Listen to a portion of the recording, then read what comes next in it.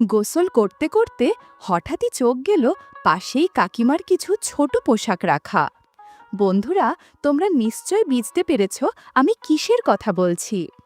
ওগুলো দেখে একটা অজানা অস্বস্তি মনের মধ্যে কাজ করলেও তাড়াহুড়োর জন্য পাত্তা দিলাম না। আজ আর মনকে আটকে রাখতে পারলাম না। সেখানে পিঙ্ক কালারের দুটো পোশাক ছিল। এই বয়সেও কাকিমা এতটা শৌখিন হবেন জানা ছিল না। আমি পোশাকের সুগন্ধ নিতে লাগলাম। কিছুক্ষণ পর রেখে দিলাম। বেশ টানাটানি করলে আবার কাকি বুঝে যাবে।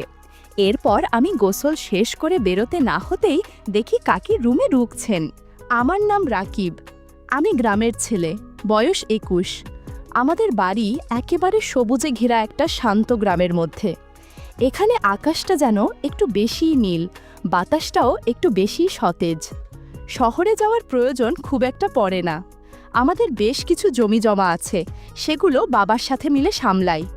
আমার বাবা মায়ের একমাত্র ভাই, মানে আমার কাকা, বেশ কবছর আগেই একটা দুর্ঘটনায় মারা যান। কাকিমা তখন বেশ তরুণী। বিধবা হওয়ার পর থেকে বাবা মা তাকে আমাদের বাড়িতে নিয়ে আসেন। আমাদের পরিবারের একজন হয়ে ওঠেন কাকিমা।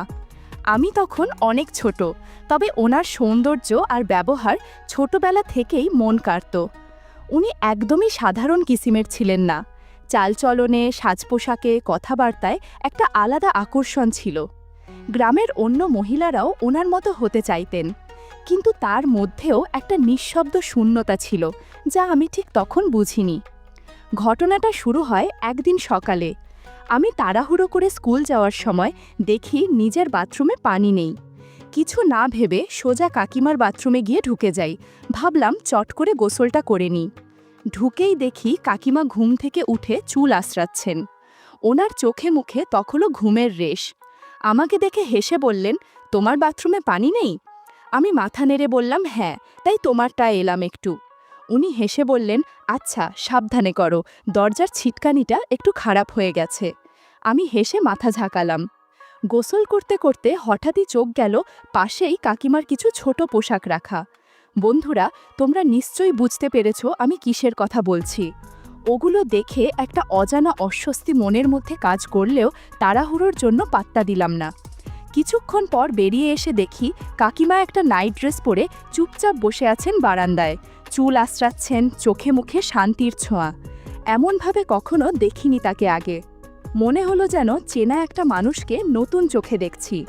বয়স তখন খুব বেশি হয়নি তার, তবে শরীরে কিছুটা ভারী ভাব এসে গেছে, যা তাকে আরও বেশি আত্মবিশ্বাসী ও আকর্ষণীয় করে তুলেছিল। চলতে চলতে হঠাৎ তিনি আমার নাম ধরে ডাকলেন। আমি কাছে গিয়ে বসতেই বললেন, তুমি আমাকে যদি বন্ধু ভেবে কিছু বলতে চাও নিশ্চিন্তে বলতে পারো, অপ্রয়োজনীয় সংকোচ করার কিছু নেই। ওনার কথায় যেন মনটা শান্ত হয়ে গেল। সেদিন রাতে আমি ঘুমাতে পারলাম না। বারবার ওনার কথাগুলো মনে পড়ছিল। মনে হচ্ছিল উনি যেন অনেক দিন পর কারোর সঙ্গে একটু খোলামেলা কথা বলতে চাইলেন। রাত তখন প্রায় 2টো। আমি আস্তে করে উঠে পড়লাম। নিজের অজান্তেই পা চলল কাকিমার রুমের দিকে। দরজায় হালকা টোকা দিতেই উনি নিজে এসে দরজা খুললেন। এখনও সেই নাইট ড্রেসে আছেন, চোখে মুখে এক অদ্ভুত প্রশান্তি। হেসে বললেন, আচ্ছা, দেরি হলে রে, ভাবছিলাম হয়তো আসবি না। আমি হেসে বললাম, আসতে মন চাইছিল, একটু সময় লেগে গেল। উনি হালকা হেসে বললেন, এসো কিছু কথা বলি। আমি বিছানায় দোস্তেই কাকিমা বললেন, আলোটা নিভিয়ে দিব? আমি হেসে বললাম, দাও না, আরামদায়ক লাগবে। উনি আমার কাঁধে হাত রেখে একটু আদর করে মাথা নেড়ে পাশের ড্রয়ার থেকে একটা ছোট আলো বের করে দিয়ে বললেন, এই আলোতেই গল্প হবে। তারপর আমরা আরাম করে বসে অনেকক্ষণ গল্প করলাম। পুরনো দিনের কথা, গ্রামের কথা, ছোটবেলার মজার কাণ্ড, সব কিছু নিয়েই চলছিল আলাপ। সেই রাতে যেন আমি কাকিমাকে একদম নতুন করে চিনলাম। উনি শুধু আমার কাকি নন, একজন নারী, যার মনেও অনেক না বলা কথা জমে আছে। সেদিনের গল্প যেন আমাদের মধ্যে একটা ভিন্ন রকমের বোঝাপড়া শুরু করে দিল। আমি কাকিকে মনে মনে অনেক দিন ধরেই পছন্দ করতাম। ওনার মধ্যে এমন এক রকম সৌন্দর্য ছিল যা শুধু চোখে নয়, মনে গিয়েও লেগে থাকত। গ্রামের অনেক মেয়ে কাকির মতো সাজগোজ করার চেষ্টা করত। ওনার কথা বলার ভঙ্গি, হাঁটার ধরন সব কেমন যেন মোহময়। প্রায়ই কাকির সঙ্গে আমার গল্প হতো। অনেক সময় হালকা মজা করে বিয়ে শাদী নিয়েও কথা উঠত। কাকার বিয়ের দিনটার কথা আজও মনে আছে। আমি তখন বাড়ির সব দায়িত্ব একা হাতে সামলাচ্ছিলাম। কাকি তখন একেবারে নতুন, চোখে মুখে একরাশ আনন্দ, সেই হাসিটা এখনো চোখে ভাসে। কিন্তু ভাগ্য বুঝি খুব নিষ্ঠুর। ঠিক 1 বছর পরই কাকা হঠাৎই আমাদের ছেড়ে চলে গেলেন। পুরো পরিবার ভেঙে পড়েছিল, আর সবচেয়ে বেশি ভেঙেছিলেন কাকি। কারণ কাকা চলে যাওয়ার পর কাকির আর তেমন আপন বলতে কেউ রইল না। তার নিজের বাড়ির অবস্থা ভালো না, মা বাবাও বেঁচে নেই। আমরা সবাই মিলে সিদ্ধান্ত নিই কাকি আমাদের সাথেই থাকবেন। বাড়ির ওপরের অংশটা পরিষ্কার করে আমরা ওনার থাকার ব্যবস্থা করি। আমি নিজে হাতে ওনার ঘরের দরজা, জানালা, খাটপত্র, জামাকাপড় সব গুছিয়ে দিলাম, যাতে ওনার কোনো অসুবিধে না হয়। উনি নতুন করে একটু একটু করে আবার নিজেকে গুছিয়ে নিতে শুরু করলেন। আমি চেষ্টা করতাম ওনাকে সবসময় হাসি খুশি রাখতে। কাকি এখন আমাদের বাড়ির ওপর তলায় থাকেন, আর ওনার হাসিমুখ আবার ধীরে ধীরে ফিরে আসছে, এই দেখেই আমাদের সবচেয়ে বেশি ভালো লাগে। মাঝে মাঝে মনে হয় কাকা চলে যাওয়ার পরও কাকি কিভাবে এতটা ধৈর্য ধরে নিজেকে সামলে নেন, এটা ভাবতেই আমার বুক ভরে যায়। আমি জানি একা থাকা কতটা কঠিন, তাই ওনার পাশে থাকার চেষ্টা করি সবসময়। একদিন সকালে আমি গোসলের জন্য তৈরি হচ্ছি, হঠাৎ দেখি আমাদের বাথরুমে পানি নেই। কিন্তু আমাকে কাজেও যেতে হবে, গোসল করাটা জরুরি। তখন মনে পড়ল কাকির বাথরুমে তো সবসময় পানি থাকে। আমি ওনার ঘরের সামনে গিয়ে বললাম, কাকি, আমাদের বাথরুমে পানি নেই, তোমার বাথরুমটা একটু ব্যবহার করতে পারি? উনি হেসে বললেন, অবশ্যই পারো, কোনো সমস্যা নেই। আমি তোয়ালে নিয়ে ভেতরে ঢুকে দরজাটা সাবধানে টেনে দিলাম, কারণ ছিটকানি কিছুটা নষ্ট। তাড়াতাড়ি করে গোসল করে নিচ্ছিলাম, যাতে কেউ ভুল করে না ঢুকে পড়ে। আজকেও খেয়াল করলাম কাকির সেই পোশাক রাখা। হয়তো তিনি আগে ঢুকতে চেয়েছিলেন, কিছু আমি ঢুকে পড়েছি। আজ আর মনকে আটকে রাখতে পারলাম না। সেখানে পিঙ্ক কালারের 2টো পোশাক ছিল। এই বয়সেও কাকিমা এতটা শৌখিন হবেন জানা ছিল না। আমি পোশাকের সুগন্ধ নিতে লাগলাম। কিছুক্ষণ পর রেখে দিলাম, বেশ টানাটানি করলে আবার কাকি বুঝে যাবে। এরপর আমি গোসল শেষ করে বেরোতে না হতেই দেখি কাকি রুমে ঢুকছেন। আমি একটু অপ্রস্তুত হয়ে গেলাম, কিন্তু কাকি হেসে বললেন, আরে এমন লজ্জার কিছু নেই, তুমি তো আমার সন্তান সম। উনার মুখে ছিল একরকম মায়া ভরা শান্তি, আর চোখে একটা হালকা বিষণ্ণতার ছাপ। আমি বললাম, আপনি দুঃখ করবেন না কাকি, আমরা সবাই আপনার সঙ্গে আছি। উনি ধীরে ধীরে আমার হাতটা ধরে পাশে বসালেন, বললেন, তুমি আমার খুব আপন, তুমিই তো এখন আমার সবচেয়ে কাছের মানুষ। কাকির মুখে ও কথাগুলো শুনে মনে হলো আমি শুধু কেউ একজন না, ওনার একাকিত্বের পাশে দাঁড়ানো একজন আপন, যাকে উনি বিশ্বাস করেন, নির্ভর করেন। তখন বুঝলাম সম্পর্ক সবসময় রক্তের হয় না, অনেক সময় ভালোবাসা থেকেই আসে কাছের মানুষ। আমি তখনও কাকির পাশে তোয়ালে জড়ানো অবস্থায় বসেছিলাম। ভিতরে একটু লজ্জা লাগছিল, কিন্তু কাকির চোখে মুখে যে মমতা আর প্রশ্রয় দেখেছিলাম, সেটা দেখেই মনটা হালকা হয়ে যাচ্ছিল। উনি হেসে বললেন, তুমি আমার জন্য যা করছো সেটা কোনো সন্তানও করে না, তোমায় আমি আশীর্বাদ করি রে। আমি বুঝতে পারছিলাম ওনার জীবনে যে শূন্যতা তৈরি হয়েছে কাকা চলে যাবার পর, সেটা একমাত্র মনোযোগ আর ভালোবাসাতেই কিছুটা ভরাট করা সম্ভব। আর সেদিন মনে হচ্ছিল আমি যেন সেই দায়িত্বটা নিতে চাই। ঠিক তখনই কাকি বললেন, রাতে একটু আমার ঘরে এসো না, গল্প করব, ঘুম আসেই না এখন আর। আমি হেসে বললাম, আচ্ছা কাকি, আসব। মুখে সাদামাটা উত্তর দিলেও ভেতরে একরকম অস্বস্তি হচ্ছিল। এই ধরনের পরিস্থিতিতে আগে কখনো পড়িনি। ভাবছিলাম কি হবে যদি আমি যাই, আবার কি হবে না গেলে। মন যেন দ্বিধায় জর্জরিত হয়ে পড়েছিল। এর মধ্যেই হঠাৎ করে কিছু অতিথি চলে এলেন বাড়িতে। আমার কাকাতো বোন বিনিতা, বয়সে আমার চেয়ে কিছুটা বড়, সুন্দরী আর খুব আধুনিক। সে এসেছিল কাকির কাছে ফ্যাশন টিপস নিতে। আমার একটু ভালোই লাগছিল, ভাবছিলাম রাতের সেই অস্বস্তিকর ডাকটা হয়তো এড়িয়ে যাওয়া যাবে। কিন্তু হঠাৎ কাকি বললেন, বিনিতা, তুমি বরং আমাকে কিছু সাজের পরামর্শ দাও। আমি কাকির মুখের দিকে তাকিয়ে একটু অবাক হয়ে গেলাম। যিনি এতদিন অন্যকে সাজাতেন তিনি হঠাৎ আজ সাজতে চাইছেন। কথা শেষ না হতেই কাকি আমার হাতে হালকা করে ধরলেন। কেউ দেখেনি বটে, কারণ তিনি টেবিলের পাশে ছিলেন, কিন্তু আমি যেন খানিকটা চমকে গেলাম। জীবনে প্রথমবার এমনভাবে কোনো মহিলা আমার দিকে এগিয়ে এসেছেন। আমি ঠিক বুঝতে পারছিলাম না কিভাবে রিয়্যাক্ট করব।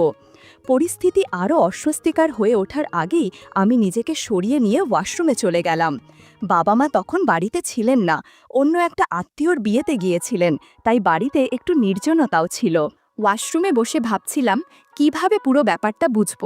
হঠাৎ বাইরে কাকির কণ্ঠ শুনতে পেলাম।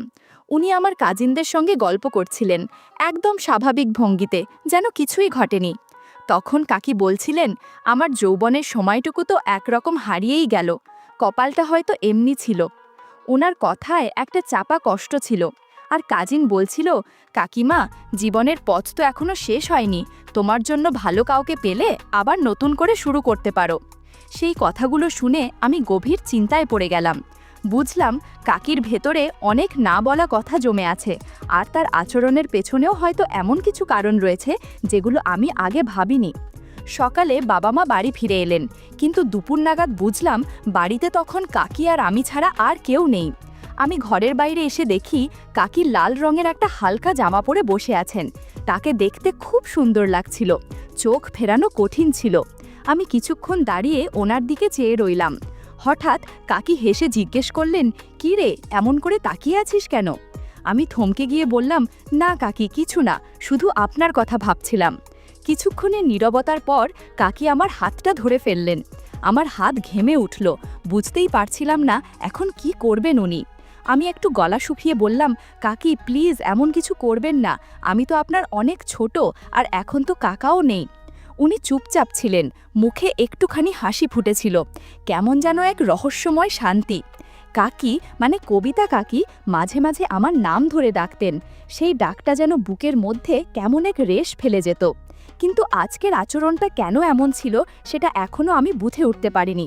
কিছুক্ষণ পর কাকি নিজের ঘরে চলে গেলেন, কিন্তু সেদিন মনটা খুব ভালো লাগছিল।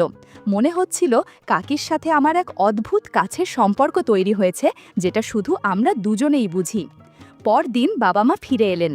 জানতাম এবার আর কাকির সাথে আগের মতো একা সময় কাটানো যাবে না। তবুও দিনগুলো চলছিল, কিন্তু আমি খেয়াল করতাম কাকির মধ্যে এক ধরনের পরিবর্তন এসেছে। উনি অনেক সময় হঠাৎ আমার খুব কাছে এসে দাঁড়াতেন, কিংবা নীরবে পাশটায় বসতে বলতেন। আমরা অনেক সময় আড্ডা দিতাম, হাসতাম, কিন্তু সবকিছু খুব সাধারণভাবে করতাম, যাতে কেউ কিছু মনে না করে। একদিন একটা ঘটনার কথা আজও মনে পড়ে। আমি ঘরে ছিলাম, বাবা বললেন কাকিকে ডাকতে। আমি অপেক্ষা করছিলাম, সবাই বাইরে গিয়েছিল, শুধু আমি আর কাকি ঘরে। কাকি সেদিন একটা হালকা রঙের কুর্তি পরেছিলেন, যেটা ওকে খুব মানিয়েছিল। আমি তাকিয়েছিলাম। উনি হাসি মুখে বললেন, রাকিব, আজ আমি খুব খুশি, জানো, কখনো কখনো মনে হয় তুমি আমার খুব কাছের কেউ। আমি একটু চুপ করেছিলাম, তারপর হেসে বললাম, আপনাকে এমন হাসি মুখে দেখলে আমারও ভালো লাগে। তারপর উনি ফ্রেশ হয়ে এসে জিজ্ঞেস করলেন, কেমন লাগছে আমাকে? আমি বিনা দ্বিধায় বললাম, খুব সুন্দর লাগছে আজ আপনাকে। সেদিন আমরা অনেকক্ষণ গল্প করেছিলাম। সেই মুহূর্তগুলো আমার মনে গেঁথে গেছে। মনে হয় যেন কাকিকে সবসময় এভাবেই পাশে পেতে চাই। একদিন কাকির বোন বলল, ওর স্বামী গাড়ি চালাতে পারে না, তাই আমাকে যেতে হবে হোটেল পর্যন্ত। মা বললেন, রাকিব কেন যাবে? আমি বললাম, আমি আর কাকি একসাথে গেলে ভালো হয়। মা রাজি হয়ে গেলেন। আমরা একসাথে হোটেলে গিয়ে উঠলাম। আলাদা রুম ছিল আমাদের সবার, কিন্তু আমি লক্ষ্য করলাম কাকি একটু চিন্তিত। তাকে এমন দেখে মনটা খারাপ হয়ে গেল। আমি হেসে বললাম, চলুন একটা মুভি দেখি, মন হালকা হবে। আমরা একসাথে একটা ইংলিশ মুভি দেখতে বসেছিলাম। কাকি এক পাশে বসেছিলেন। হঠাৎ দেখি উনি আমার হাতটা ধরে আছেন। আমি অবাক হয়ে তাকালাম, দেখি কাকির চোখে জল। মুভিটা বন্ধ করে দিলাম। আমি ধীরে বললাম, কি হয়েছে? কাকি চোখ মুছে বললেন, তোমার কাকাকে খুব মিস করছি। আমি তার দিকে এগিয়ে গিয়ে বললাম, আমি আছি আপনার পাশে, কখনো আপনাকে একা লাগবে না। কাকি শুধু মাথা নাড়লেন, আর আমি অনুভব করলাম এই মুহূর্তগুলো আমাদের মনে থাকবেই চিরকাল। আমরা গ্রামের বাড়িতে ফিরে এলে মা খুব খুশি হলেন, বিশেষ করে কাকিকে দেখে তার মুখে প্রশান্তির ছাপ ফুটে উঠল। মা মনে করেছিলেন কাকিকে পাশে রাখা মানে পরিবারে ভালোবাসা ও সুরক্ষা বজায় রাখা। দিনগুলো কেটে যাচ্ছিল। আমার মুখে সবসময় এক রকমের হাসি লেগেই থাকতো। বন্ধুরা অনেকেই আমাকে দেখে মজা করত, বলতো এই ছেলে আজকাল এমন খুশি কেন? কিন্তু আমি কাউকেই বলিনি আসল কারণটা। আমার দিনগুলো কেটে যাচ্ছিল কাকির সাথে গল্প করে, একসাথে রান্না করে, কিংবা কেবল পাশে বসে থেকে। আমি বুঝতে পারতাম কাকি যতই স্বাভাবিক থাকার চেষ্টা করুক, তার মনে একটা শূন্যতা রয়ে গেছে।